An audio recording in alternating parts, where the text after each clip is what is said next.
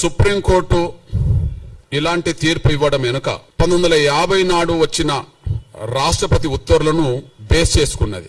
1950 నాడు వచ్చిన రాష్ట్రపతి ఉత్తర్వులను బేస్ చేసుకున్నట్టుగా ఆ తీర్పు చెప్తున్నది.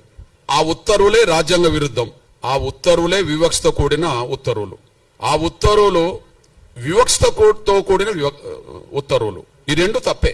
నేను ముందు గుర్తు చేస్తున్నది ఏంటంటే, దళితులు క్రైస్తవులకు మారితే రద్దు కావాల్సింది ఎస్సీ హోదా కాదు.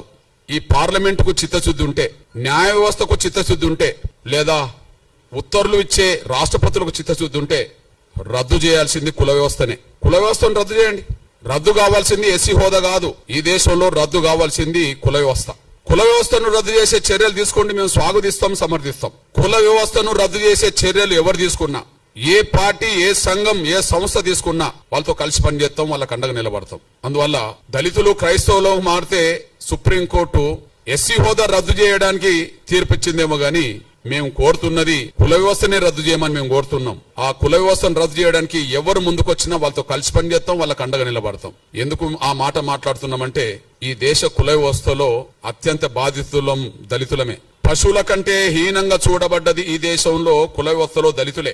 ఈ దేశంలో ఉండబడే ఇతర వర్గాల పౌరులకు ఉండబడే హక్కులు, స్వేచ్ఛ లేనిది దళితులకే. కాబట్టి కుల వ్యవస్థ బాధితులం కాబట్టి, కుల వ్యవస్థలో ఎక్కువ బాధితులం కాబట్టి, కుల వ్యవస్థలో బ్రాహ్మణేతర వర్గాలన్నీ బాధితులే. అయితే ఒక్కొక్క వర్గం మీద, ఒక్కొక్క కులం మీద కొంత మేరకు వివక్షత ఉంటది. ఏ రెండు కులాల మధ్యలో సాంఘిక సామరస్యత, సమానత్వం లేదు. కానీ అన్ని కులాల మీద ఆధిపత్యం, గౌరవం పొందుతున్నది బ్రాహ్మణ వ్యవస్థ.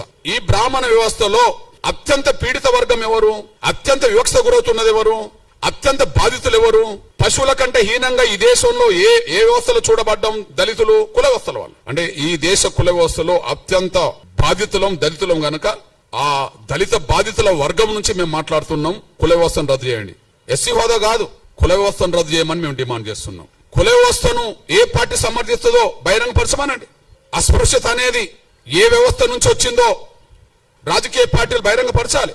ఈ ప్రపంచంలో ఎక్కడ లేని అస్పృశ్యత ఈ దేశంలో ఏ వ్యవస్థ ద్వారా వచ్చిందో బహిరంగపరచాలి. కుల వ్యవస్థను సమర్థించేటోళ్ళంటే కుల వ్యవస్థను సమర్థించిన వాళ్ళే. కుల వ్యవస్థను కుల వ్యవస్థను వ్యతిరేకించిన వాళ్ళంటే సమానత్వాన్ని కోరుకున్నోళ్లే. సమానత్వాన్ని ఈ దేశంలో కోరుకునేటోళ్ళు కుల వ్యవస్థ రద్దు కోరుకుంటారు. అసమానతలు ఉండాలని కోరుకునేటోళ్ళు కులాన్ని కోరుకుంటారు, ఉండాలని కోరుకుంటారు. ఈ ఉండాలని కోరుకున్న వాళ్ళు ఎవరో బహిరంగంగా రావాలి.